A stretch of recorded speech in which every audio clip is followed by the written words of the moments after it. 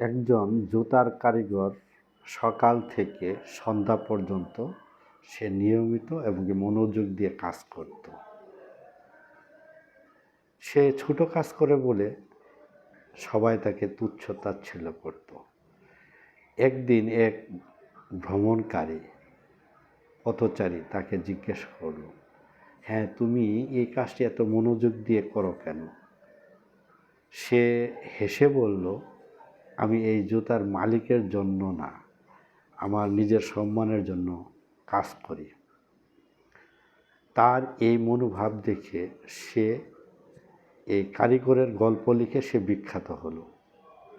এখানে শিক্ষণীয় বিষয় হলো, কাজ কখনোই ছোট না, আর কাজ ছোট হলেও যে কাজই করেন না কেন আপনার মনোভাবটা থাকতে হবে অনেক বড়।